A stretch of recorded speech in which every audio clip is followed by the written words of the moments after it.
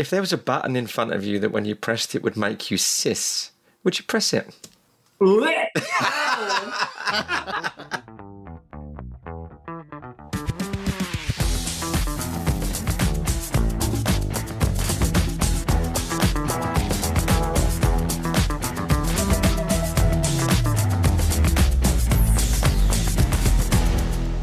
Welcome to the Joy Tuck Club, the podcast that celebrates the beauty and diversity of transgender individuals and identities.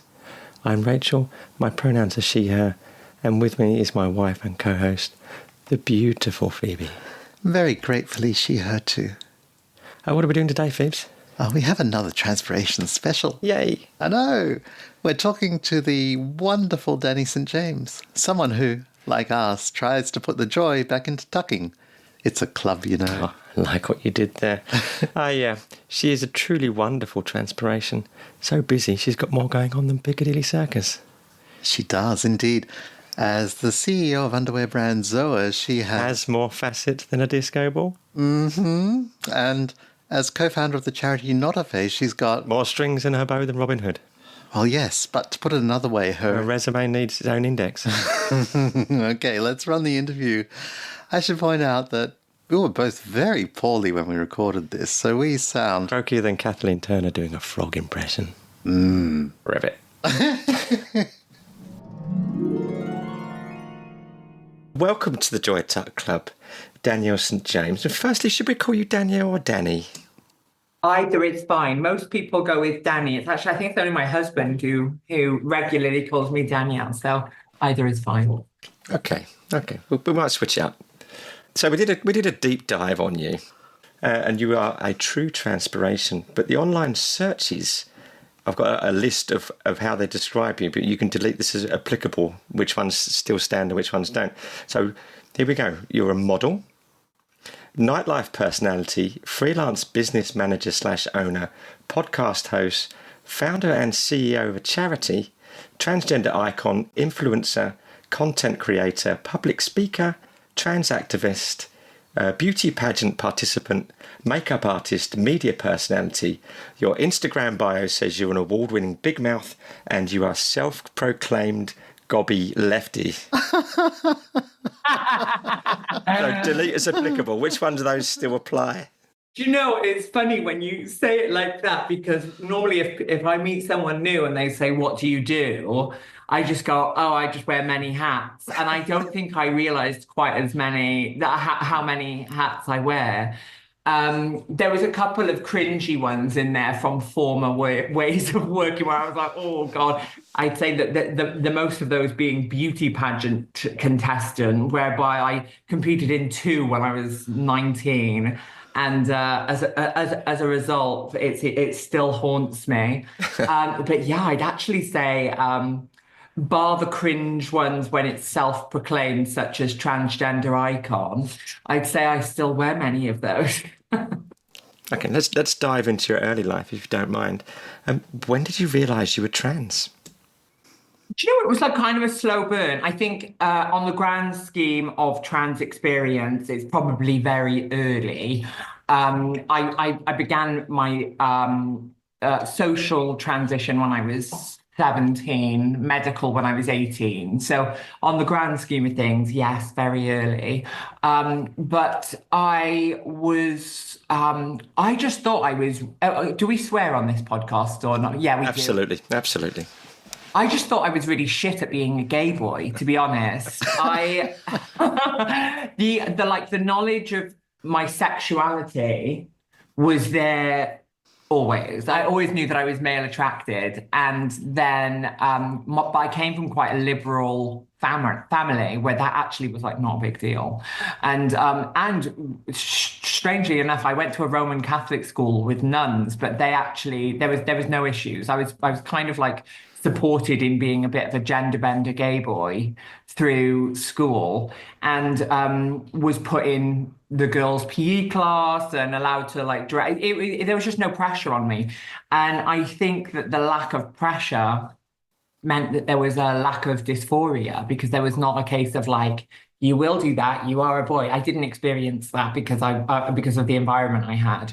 So when did I realize I was trans? I think probably when I was 16, because I started sneaking into nightclubs and I started to meet trans people when I was 16. And it was, light bulb moment. I am not just a terrible gay boy. There's more to this. And so, yeah, it all followed in quite close succession after that. So how did you invite your family and friends in to hear the news, and how did they take it? I mean, great. I think there was a little bit of struggle from my parents separated when I was tiny. My dad struggled with it, but because he had always justified it in his post-80s punk brain of my kids just like Bowie. That's how he always thought of me. It's like my kids like Bowie, my kids like Boy George. That's really cool, fine. And then about 3 days after I turned 18, I moved to Ibiza for 2 years. And that was Instagram actually launched in my second year of living there. And the reason I say that is because there just wasn't that sort of like image sharing, video call way of life at that time. And so when I came back, I had been on hormones for 18 months and I looked very, very different. And I had kind of had this conversation with him on the phone. I remember it really well. And I'd cried and I said, and I just couldn't really put words to it because the language just wasn't there. Like this is still at the time of, like transvestite and transsexual. And I just didn't feel alignment with the language that I was equipped with. And I remember calling him and saying, I feel that I need to take medication in order to be more myself. And he was just kind of like, okay, like he didn't really know what that meant. And then I come back and I look very different and I am very different. And I'm now, going by a new name and all of that. And I think he really struggled with that. But to be honest, I haven't spoken to him for a couple of years, unrelated to my status of being being trans, just because he's a bit of a dick. So in the timeline of my life, completely unimportant. And when I speak about my family relationships outside of that, I've actually had a very great experience. And I'm very lucky. That's funny. I came out to my father, who I didn't grow up with. I'd see him maybe 1 week a year. I finally told him, and I thought it might change things, like he'd make an effort to be more in touch or something. He was quite welcoming, but he was still a dick. So now we're not in touch. Yeah, it's that adult realization that your parents are just people, isn't it? And then I happen to realize that mine is both a person and a dickhead. So it's like I whenever I think of him, I just think, oh, if I met you for the first time, I would not like you. Yeah, so I hold him accountable to that standard because the effort wasn't made for him to have this sort of like idealistic father role outside of me just seeing him like a person, and the person that he is not somebody that I really enjoy being around or speaking to. So yeah, outside of that though, got a great relationship with my mum. My younger sibling is non-binary. My older sister's great. We're a bit of a wonky family, so it's good. Yeah, they're the best. So you started your medical transition at 18. How did you manage to access hormones? Was that privately or? I moved to Ibiza. Yeah. I mean, I don't know what the medical system's like in Spain now, but when this is 2000 and I want to say maybe 2011, maybe 2010, I can't remember. I got my residencia in Spain, which was one appointment, and I have technical residence in Spain. It was also very, very pre-Brexit.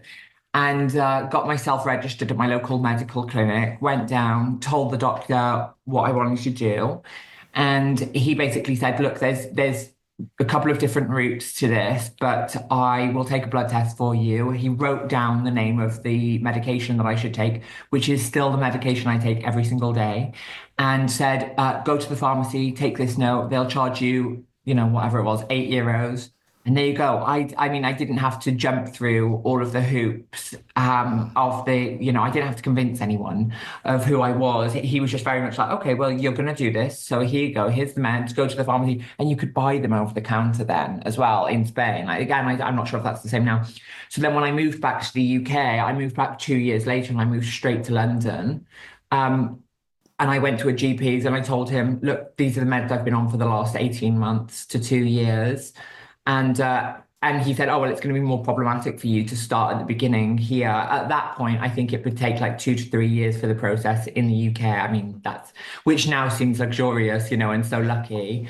But he basically gave me a bridging prescription between then and when the Tavistock Centre would see me. So you got seen by the Tavistock? Yeah, in Charing Cross. Yeah. I went through, and then I went through the process in the UK, but because I'd already been on it, it was just they just kind of matched where I was and checked my levels. So, I mean, very lucky, really. Yeah. And what was it like there? Because they've been, vilified to suit a particular narrative in the media and in Parliament. What was Tavistock like being there? I mean, I can only say good things. There's a guy who works for the gender services in London. He still works there. I don't know if I know a lot of people have shared the same experience as me with it. His name's James. He was awful. He's always been awful. And the last time I saw him was a few years ago, and we had an argument in the clinic, like a big row. And so, look, it's like any profession. There are going to be great people that are in it for the love of it. And then there are people that are completely disenfranchised and shouldn't be in the jobs that they are. But outside of my experience with him, I had a great experience with them. But I've been fully discharged from gender services now because I wasn't seeking any further intervention. So it was just a case of off you go. And you're still able to access your medication through your GP?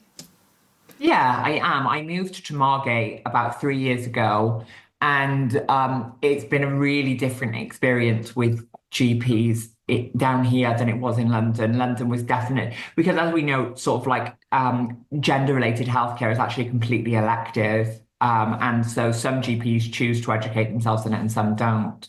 And I had a very, very good GP in London who I loved and was very close to, and it was great. And I haven't had quite the experience here. I think I'm one of 2 trans people at the clinic that I go to now, the GP clinic. And so there's a lot of hand holding and me talking them through what I need, and then they have to have a look at it and see, and But I get my meds here. Cool. Like many of us, you become your own endocrinologist. Exactly that. Yeah, it's interesting that I still get the reaction of I say I am on HRT if I'm on any. Are you on any of the meds? Oh yeah, I'm on HRT, and they are completely baffled why someone in their 30s would be on menopause medication. Right. I'm an early bloomer. Well, while we're talking about medication, what do you think about the current puberty blocker ban that's been forced on our trans youth at the moment? I'm trying to think of how I can word this eloquently. I think that there are so many misunderstandings and misrepresentations of what the healthcare system looks like for young trans people that it's just become debate fodder for politicians that want to win by, claiming to save the children, which we've seen before when they tried to save the children from the homosexuals in the 80s. It's the same language. They just managed to take away vital medication from kids. I think it's heartbreaking. I feel very sad for those that it's affecting. As you know, with the charity that I run, we work solely with adults, but we have great crossover with charities that work with young people. And I hear a lot of the very sad stories of the lengths that young people are going to now. It's just awful, horrible, horrible time. Do you think it's easier or harder being a trans young person right now? Because on one hand, it's easier because you get the knowledge and you realise you're trans probably earlier, but then on the other hand, the world in general is more aware of us and being conditioned to hate us, which results in the puberty blocker ban. So do you think it's easier or harder? I'm very glad that I was a young trans person 15 plus years ago than now. I would not want to be a young trans person now because of the um, very public vitriol against young trans people.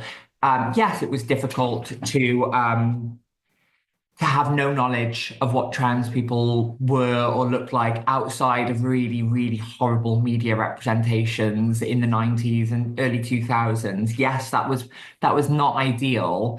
However, there wasn't hatred for us. Yeah. There wasn't real hatred for us everywhere, you know. So I've got a bit of a round the houses way of answering it. I think it's more difficult now. I think it's more difficult now. And also, aside from the sort of like media and political discourse around young trans people, there also was nowhere near the same amount of pressure to look, in air quotations, passable 15 plus years ago that there is now. And I look especially at young trans women. They're expected to day one, I'm trans, have, perfect hair, perfect makeup, perfect clothes, look passable, have a high voice, shoulders at the same measurements as their hips, a waist that's 4 inches smaller, like you name it, they're expected to have it all very, very quickly. And that's not only completely impossible for the vast majority of people, but also financially so difficult. And I feel for those people because I didn't experience the pressure, because I could be, kind of a little bit gender bendery, but because there wasn't that great knowledge of people that were trans, for the most part back then, people would see, face full of makeup and a dress. Okay, she's a she, and that's how it went. Just it was just a little bit more sort of like less. It was just a little less pressurized than for young people or early days people in general. I think there's a bit more of that. We came to the same conclusion. We were discussing this earlier, and we decided, because neither of us knew what we were when we were younger, because I grew up in the 70s and the 80s. Yeah. Oh. And I think we decided that it was better to not know that you were trans rather than know you're trans and not be able to do anything about it. Yeah. Yeah. I mean, I can completely understand why you would feel that way. I can imagine that there was probably a feeling of being trapped back then as well. Difficult, which is what led so many people to have like a second way of life following an unhappy maybe marriage or something like that. They fell into the sort of like typical male role and be very unhappy with it. Yeah. So you talked about the procedures, and I'm wondering, did you have any pressure to get certain procedures done? Did you feel that, or this is getting personal and medical, so answer or not answer anything, but... Oh, I'm comfortable with it. Don't worry. Yeah. Okay. Yeah. So what did you end up having done? And what do you think about the expectations that others conform? Look, I am a young person of the very early noughties, which had quite a specific aesthetic. And my goal was to look kind of like Anna Nicole Smith / Pamela Anderson. So when I got my boobs done 10 years ago, I remember in the run up to it telling all of my friends, like, oh, I'm just going to go quite small, quite like model-esque. I'm just going to go small. And then on the day, the surgeon said to me, okay, so did you decide on the final size? And I leaned over the desk and I said, get them as big as you can get them. Does that sound familiar? Yeah. So boobs were the first surgery for me, which they're kind of also, I think we've moved past it now. There used to be a bit of a playbook of medical experience for trans people, and boobs was always the first one. And now for young people, a lot of them don't even bother with them. So, I think that there's a different aesthetic per each generation, isn't there? I actually haven't had tons done surgically. So I did my boobs. I've had many appointments with aesthetics people, injectables and the like. And then I did get full facial feminization surgery in Belgium before the late Dr. Bart passed away a couple of years ago. I had my face done by him a couple of years ago. So Ah. yeah, that's actually kind of it for me. Well, in terms of surgeries, I had a couple of consultations for a lower facelift a few months ago, and they told me I'm not allowed to have it for a couple more years. So that'll be next. I'll take one of those too, please. Yeah, we'll go together. Yeah. This is probably something you talk about quite a lot, and I think we'd be remiss if we didn't. Your appearance on Channel 4's First Dates in 2018. It was incredibly brave putting yourself in a show that forces you to keep coming out on TV as trans. But there's a touching moment there that was reported in the media, quite positively actually, where you came out to a date. How nervous were you? And do you think that moment would be so well received if it was first aired today? I know that they've actually had many trans people on it since, and it's a lot less remarkable than it used to be to come out as trans on TV. I was the first on that program. It came out in 2018 and I filmed it. It was more than 18 months before. So we're probably talking about over 8 years ago that it was filmed now. And it's really funny that I actually get asked about it all the time still now, which is crazy to me because of how many people have now been on that program. I think it's still on weekly, and they've probably had thousands of people have dates on it by now. It was a very strange experience because of how produced the whole thing was. To give it context, I was wearing an outfit that a microphone couldn't be hidden into, and I wasn't wearing a bra, so there was nothing to clip the mic onto. So I had to have it essentially gaffer taped to me, to the microphone to the back, to my back, and the mic itself to my boob. And I had worn body oil to go on there, so the whole thing kept falling off like my jersey. And so I got pulled out of the date probably 3 or 4 times. They kept, every time I would, the waitress would come over and say, "Can you follow me?" And I'd have to get up. So I never really lost myself and forgot about the cameras in the same way that other people do.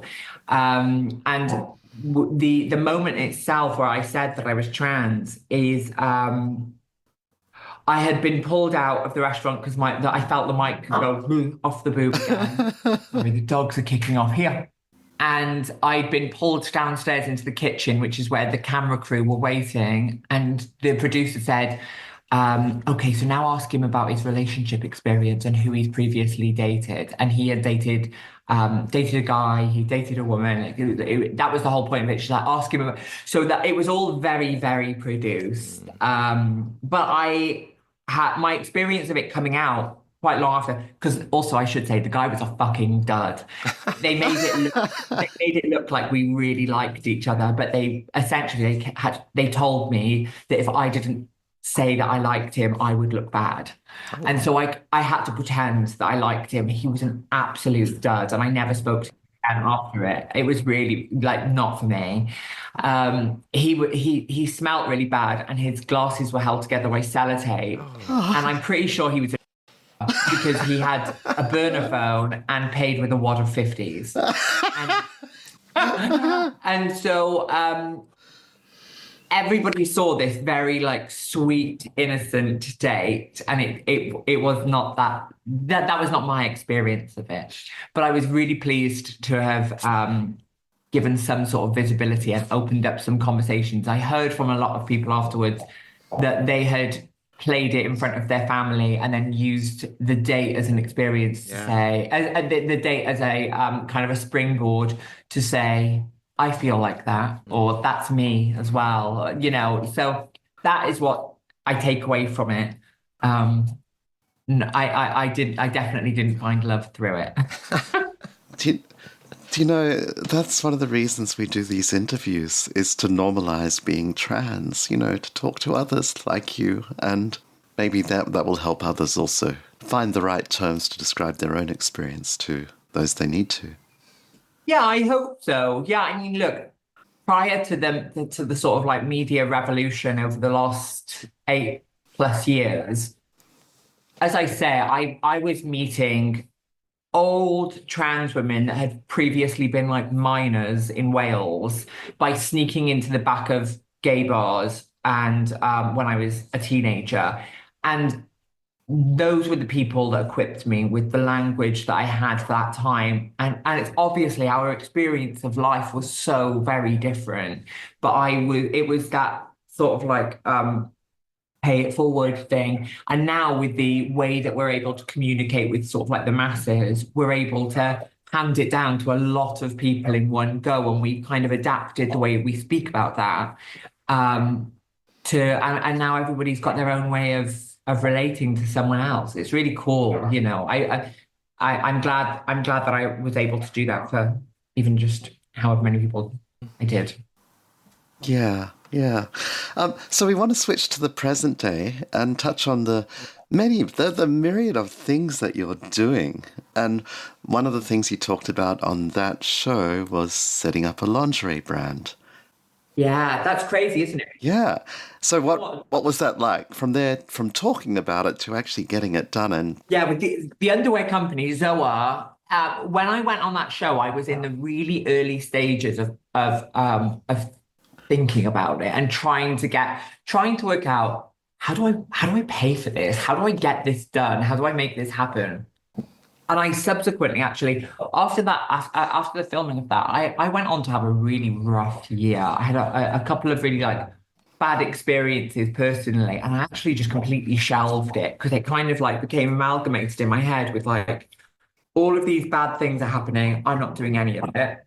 I'm gonna, and I like moved to a different part of London, and I really had to like completely change my life. And then I was, but I'd had loads of samples made, and I would for about 3 years, I wore my own samples every day. And then post the lockdowns and the charity launching and the charity becoming my job, I said to my husband, who at that point was my boyfriend, that I really wanted to do something alongside the charity that kind of like I could be a bit more creative with, and that was something that I was really like.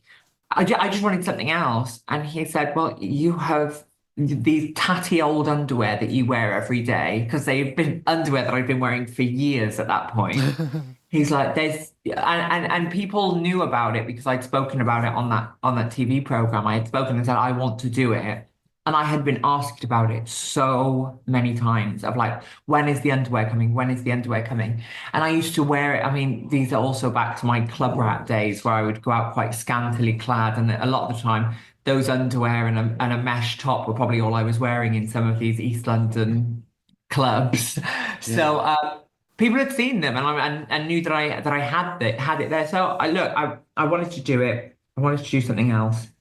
And my husband said, "You're kind of sat on it." So literally and figuratively. So just give it a go. And I put them, I got the samples recreated and patterns cut. And started talking about it on Instagram. And I said, "Look, I think I'm going to do it, but I need to know that people want them. So I'm going to do a pre-sale with a sort of TBC delivery date. I think I know how I'll get them made, but I need you to buy them without them having a delivery date. And I'm going to do a pre-sale." And I did that, and I hoped that I could sell 50 pairs. And then I sold over 300 in 2 days. That's great. And so I was like, okay, people want these. People really want them because I knew that what I had come up with was not the underwear that trans people have been wearing for years, that really uncomfortable thong style gaff that I knew was very, very painful. But unless you've got one specific body type, those underwear don't work very well for you. They hurt. You put them on incorrectly, and you're going to be in a whole world of pain for a long time throughout the day. And the stuff that I make just doesn't look like that. It doesn't feel like that. It's not made from the same fabrics. It uses a completely different way of getting traction that is for tucking, you know. And so yeah, people really wanted it. So I sold all of these pairs of, at that point, imaginary underwear, and then I had to make it. And so had them made at that point in this. A friend of mine had a fashion studio in Kentish Town in North London, and we got these 300 pairs out in a few weeks. And I thought, right, now I've got this money. How can I make it happen? And it was a little bit hit and miss in the early days of getting it right. But I ended up getting a manufacturing partner with one of the world's leading manufacturers for lingerie. They manufacture for Dita Von Teese and Hustler and ASOS and Blue Bella, like big lingerie manufacturer. And I had actually modeled in quite a few of their campaigns over the years. They had booked me as a model for, I'd done like a big Valentine's campaign where it was just me. I'd done content for them. I had featured in this campaign where they dressed me up like Jesus's mum in my underwear. That was a whole thing. And so I had this great relationship with them where they were able to jump on board. They knew me. And they said, look, we can see you're trying to do something. Let's give it a go. And that was kind of where it all really kicked off. And that was the end of 2020, I think, into 2021. And now we're in 2025. And the rain, I was the first person to launch a line of tucking swimwear a few years ago. That made headlines all over the world because people in our community are finally able to go to the beach and not be wearing 4 pairs of underwear and a pair of denim shorts to go in the sea, which is what I used to have to do years ago. Yeah. Now they can just throw on a swim. The thing is, right, look, the underwear and the swimwear that I make is very my aesthetic, but it's not frilly, lacy lingerie. They are robust knickers that do the job. And my sort of ethos for the brand is that outside of our community, every other person in the world puts on their underwear. First thing, closest thing to their body is their underwear. They chuck it on in the morning and then they do not think about their underwear for the rest of the day. Nobody is thinking about what underwear they've got on apart from us. And the reason that we've had to be so conscious of it is because one wrong slip, one lunge too far, whatever it is, and we're in pain and it's so uncomfortable. The ethos of everything that I do is that you put it on and forget about it and you're not readjusting throughout the day. And so I've maintained that, and I do it with the swimwear. I wear the swim. I go swimming here in my local leisure centre 3-4 times a week. I wear my swimwear. I never think about it. I chuck it on. I go in the water. I don't, and that makes me happy that so many people have that experience now. And I recently launched a line of men's products as well that I hope do the same thing for the guys. So yeah, that's kind of Zoah in a nutshell, really. It sounds very refreshing. You know, I get up every morning and the first thing that goes through my head is, what am I wearing today? So what knickers do I need to put on? Yeah. Yeah. Yeah. Yeah, it's rough. Yeah. I don't think people outside of our community would ever understand like the pressures that come from like, I can't wear that. I haven't got the right underwear for it. I couldn't do that, whatever it is. And it's actually really horrible to experience that, like I remember when I lived in Ibiza as a late teen, early 20s, I got booked to be a dancer. First to this night called La Troya, which is where all of the dancers were trans. And it was me and a load of Brazilian girls that absolutely hated me. And so I was doing that. And then off the back of that, I got booked to dance on these boat parties. And now they sent me over my uniform for dancing on the boat parties. And it was a tiny little pair of hot pants and a cropped vest top. And I'm 18, 19, looking at it and thinking, how the fuck am I going to wear something like that? And I lived in San Antonio, and there was a like the equivalent of a B&Q at the back end of San Antonio. And I bought that silver electrical tape, and I put myself through so much pain to be able to dance on a boat party. Nobody's experiencing things like that apart from us. Like having to electrical tape our bodies and resort to these DIY methods they're just awful for us, both mentally and physically. It's like when you wear these horrible gaffes that cut into you, I really think it's like a physical reminder throughout the day that you're in a world that's not made for you, you know. And I I, don't want to experience that. I literally have felt that pain because when I first started dressing, I saw online that the way that drag queens tuck so convincingly is they use duct tape. Yeah. So I tried that once, and just the once, because it works, but getting it off was, yeah, that was painful. It's awful. It was either duct tape, electrical tape, or they used to tell you to cut the waistband off of a pair of really thick leggings and then cut the ends off of a tube sock, and you'd fashion like this really weird. And literally, if you were doing anything other than standing still, it was hammer time. You know, so yeah, it's just I'm glad that people don't have to do that anymore because of the solutions that we've come up with. You also founded the charity Not a Phase, which is obviously perfectly named because we are not, never have been a phase.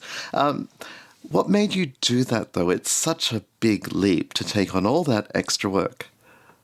Yeah, I mean, look, it's I naively stepped into the charity space thinking that my business management experience would lend itself perfectly to charity management experience. And it's apples and oranges. I mean, it's completely different way of working. It launched kind of as a response. It was collective action in 2020 when Liz Truss was the Equalities Minister, and her plans for taking healthcare away from trans young people and banning us from single-sex spaces. Those documents were leaked from her office, and I think it was such an emotional time because COVID was just creeping in as well, and we we said we've got to do something. We have to do something together, and it came from that, and it really did blow up very, very quickly. I don't think we expected it to get to the place that it did fast. It took us about 9 months to get established as a charity. It takes a long time, Yeah. but yeah, we're now national. We run in 9 UK locations as well as online, and we have over 4,000 active monthly service users. We employ five. Wow. Yeah, it's. I mean, it's crazy. We employ 5 full-time staff, and then we have a team of part-time freelancers of 22. And so it employs loads of trans people, and it gives people access to not only peer support and the support of trained therapists, but also we have this huge program called Misfits, which is a fitness, wellness, and self-defense program that runs 2 to 3 times a week in 9 locations. It gives trans people access to like established health and wellness. And we do loads of stuff throughout the year. Wow. It's one of the things I'm most proud of in my whole life. We turn 5 in a month's time, and it's yeah, it's showing no sign of slowing down. Oh, that's extraordinary. Well done. Thanks very much. Wow. Yeah, thank you. And we're really proud of it. And look, it's every year that I have been at the helm of it, I get asked to do a lot of like talks about it and go into offices and places to speak about the charity and why it even is needed. And I've always said that it's kind of ironic that in 2020 we thought we were at the peak of anti-trans sentiment in this country, because every year it feels like the peak is raised and we're still not there. And this year in particular is actually proving to be probably our most difficult. Our sponsorships are pulling out left, right, and centre, where companies' DEI initiatives are pulling away. It's really a rough time to be not only trans, not only visible, but also to be running an organisation that holds the responsibility of thousands of service users at a time where companies are showing a lot less support than they have previously. It's very difficult at the moment. Yeah, well, you've answered the next question, because that was exactly what we were going to ask. If you've seen a downturn in your corporate work. Yes. I work for a big corporation, and I'm part of their rainbow network and the DEI stuff. and just recently the silence is deafening on that front. Yes, I agree. We our Misfits program, that's the fitness wellness program, that has been almost completely financially supported by a huge sportswear brand for the last 3 years. And they axed us about 3 months ago. And all we have grown to a level where financially we're very dependent on corporate support and support of trusts and foundations, and the inclination for them to get behind a trans cause has, from what I can tell at the moment, has all but gone. It's I'm looking at it now and I'm thinking, what does our future look like? What can we axe? What do we, what's going to be the best way of us spending over the next couple of months/year? And how can we fundraise at this time? So we're having to get a little bit thrifty, to be honest. It's rough. I'm not excited about the fundraising landscape.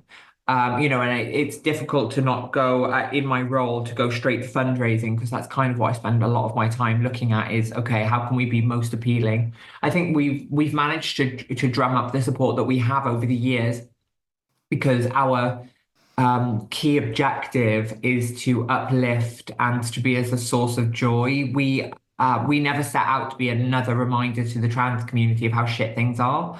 And so you don't see us having running commentary on how awful things are, both here and internationally. We don't do it. We only get involved in things that directly affect the work that we do. But the timings of all of this mean that we cannot be absent from the conversations around the DE&I initiatives to pull back. It's very, very hard. It's a tough time. Yeah, we were the same on the podcast. We at one point drew a line and said, what, all we tend to be doing recently is reporting the bad stuff that's happening to trans people. So we're not going to do that. But there's so much of it, and we kind of feel like we have a duty to make people aware, not trans people, but we have cis listeners to this podcast who have no idea what's happening to trans people in the world at the moment. Yeah, it's really, really, it's a very difficult time. I am hoping that through this, we see those that really do want to support. I hope that they double down. It's just, I actually have it tattooed on my arm. There's this tarot card, right, called the Fool. And it's of somebody dancing along the edge of the cliff, but they're looking up towards the sun. And that is how I feel. It's why I have it tattooed just here.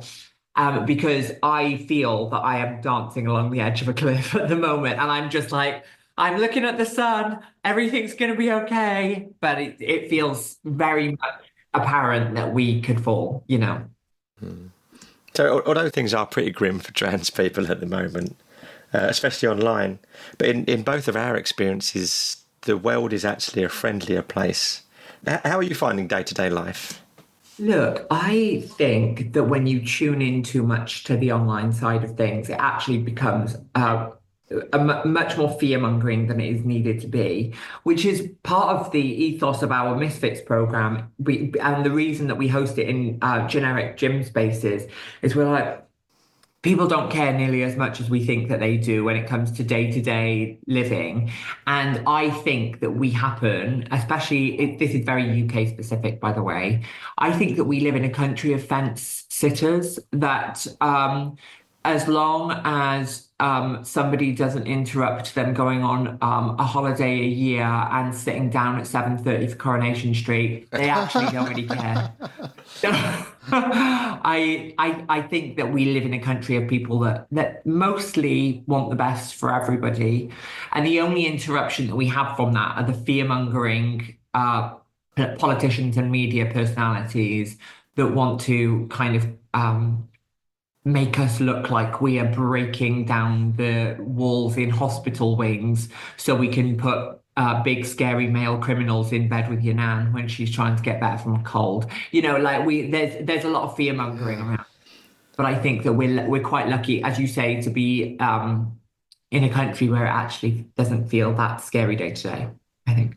It's just weirdly the government and the media seem to want to keep saying firstly, there's no such thing as trans people, but if you are trans, we're not going to let you be trans. And if you're going to insist on being trans, we're going to make it very difficult for you. Yeah, I mean, I was so hopeful that when the Tories were out, I was so hopeful Right? of our future. And we've essentially got Tories in different clothes. You know, like we have inherited an absolute spineless centrist. They're not left. I mean, they're completely spineless. And look, I know he had his faults, but we would not have experienced this under a Corbyn government. And I was so hopeful at a time with the Labour Party. I felt so aligned with them my whole life.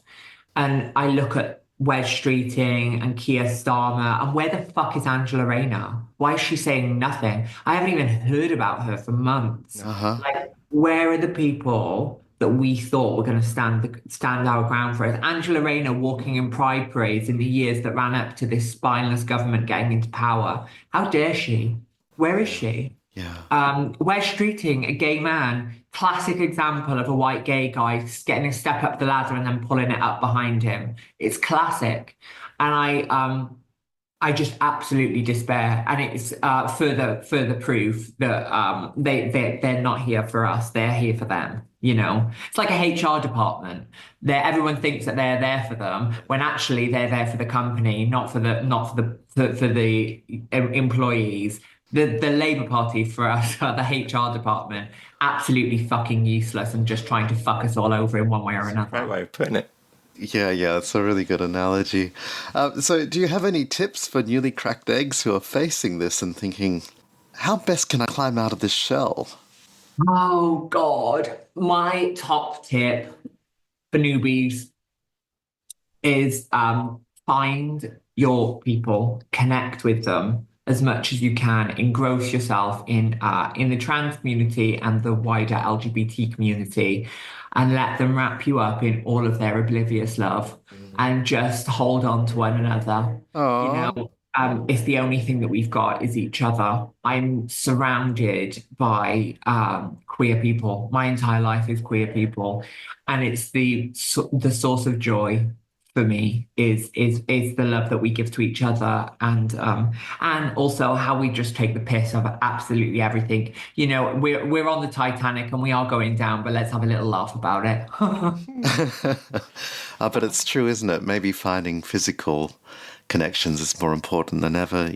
We were part of the Twitter community when it existed, and that was amazing to enter that space and find. It's how I found my people. And found her, and it doesn't exist anymore.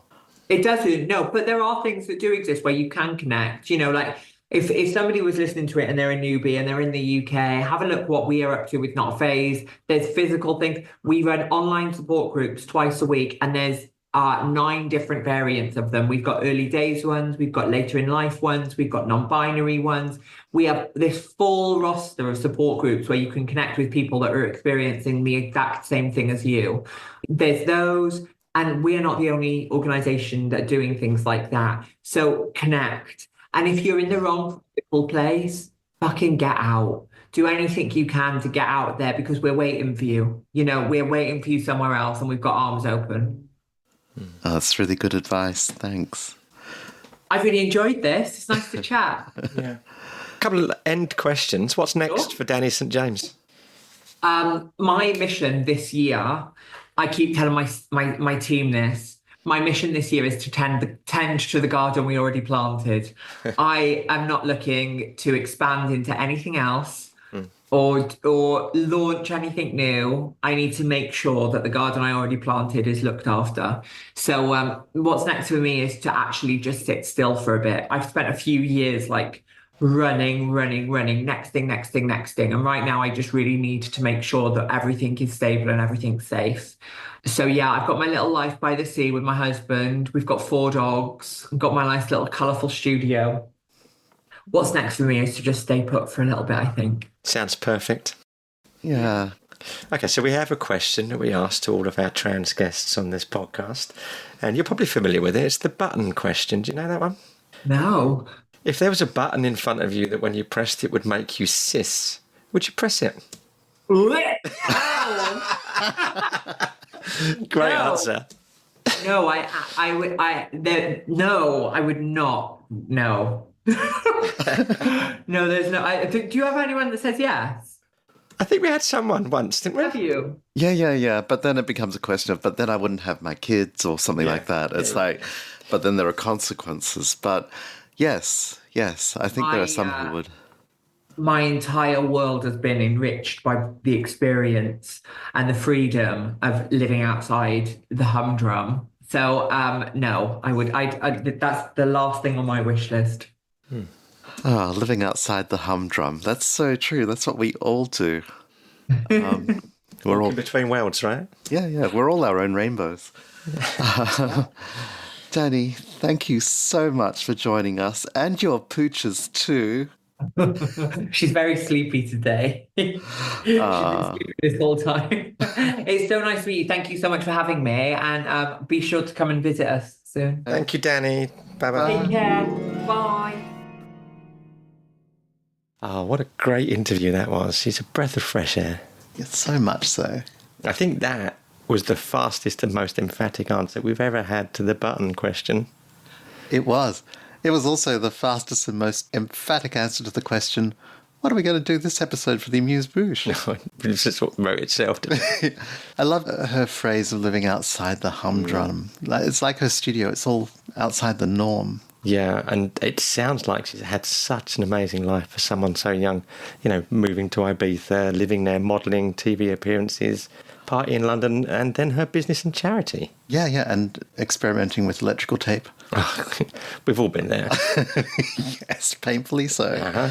She's a massive transpiration, but she's an inspiration in other areas as well. You know, Zoah's 300 sales before the first commercial stitch was sewn is extraordinary. That's not just a product market fit, it's about as perfected a seamless fit as, well, a really tight tuck.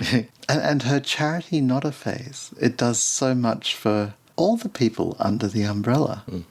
Misfits, perfect. And a note to everyone, if you're in a position or you can make an introduction, an international sporting wear brand pulled out as the main sponsor of Misfits, which is just about getting people fit and healthy. So if you know anyone who can step up, please let us know or contact her directly. Absolutely. Should we wrap this up? Yeah, so that's it for this episode of the Joy Tuck Club. In the next, we're going to be talking with the amazing surgeon Janos Danos. He's another top surgeon for top surgery, operates in the UK and Greece, and is a wonderful ally. In fact, he speaks as a philosopher might speak, and it makes sense when you realise he's very well read in philosophy. Absolutely. And along with last episode's Giuseppe Di Taranto, I like to call them both the Boob Brothers. One puts them in, the other takes them out. Oh my God. Thank you to our listeners for tuning in, being part of our community. If you want to connect with us further, please visit our website, redandfreckles.com, where you can keep up to date on all things red and freckly. You can also follow us on Blue Sky, Threads, Instagram and Facebook, but not Twitter. We use the handle @2damptrans on all platforms, and you can DM us if you have any questions or topics you'd like us to discuss. Don't forget to subscribe and rate us on Spotify, Apple, YouTube, or wherever you listen to podcasts. We're on all the popular platforms now. And even some of the unpopular ones too. We appreciate your feedback and support. So until next time, remember you are valid. You are beautiful. And you are transcending boundaries. Boom, boom, boom, boom, boom, boom, boom.